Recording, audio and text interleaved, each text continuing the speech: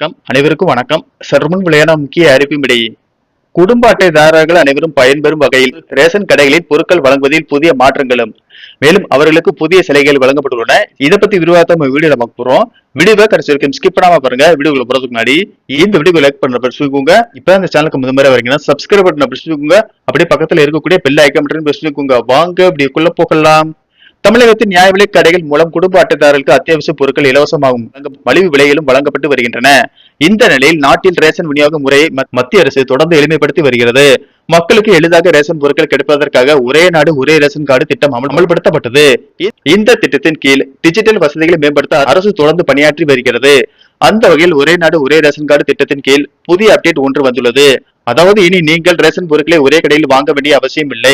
நீங்கள் உங்கள் ரேஷன் ஒதுக்கீட்டை பிரித்து வெவ்வேறு கடைகளில் வாங்கிக் கொள்ளலாம். உதாரணமாக ஒரு கடையில் கோதுமையும் மற்றொரு கடையில் அரிசியும் வாங்க முடியும். இந்த புதிய மாற்றத்தால் பொதுமக்களின் அலைச்சல் குறையும். ஒரே கடையில் ரேஷன் வாங்குவதற்காக மணிக்கணக்கில் காத்திருக்க வேண்டிய நிலை இனி இருக்காது. சில சமயங்களில் ஒரு கடையில் ஏற்படும் தொழில்நுட்ப கோளாறு அல்லது இருப்பு இல்லாதது போன்ற பிரச்சனைகளால் மக்கள் பாதிக்கப்பட மாட்டார்கள். கடையில் பொருட்கள் இல்லை என்றால் மற்றொரு கடைக்கு சென்று தங்களுக்கு தேவையானதை வாங்கிக் கொள்ளலாம். ஒரு கடையில் கோதுமையை வாங்கிவிட்டு மற்றொரு கடையில் அரிசியை வாங்கும் வசதி இதன் மூலம் கிடைக்கிறது. இந்த தகவலை மத்திய இணையமைச்சர் BL வர்மா உறுதிப்படுத்தியுள்ளார். இது தொடர்பாக மத்திய இணையமைச்சர் BL வர்மா தனது பதிவில் ஒரே நாடு ஒரே ரேஷன் கார்டு திட்டத்தின் கீழ் ரேஷன் விநியோகத்தை எளிதாக்கும் பணியில் அரசு ஈடுபட்டுள்ளதாக குறிப்பிட்டுள்ளார்.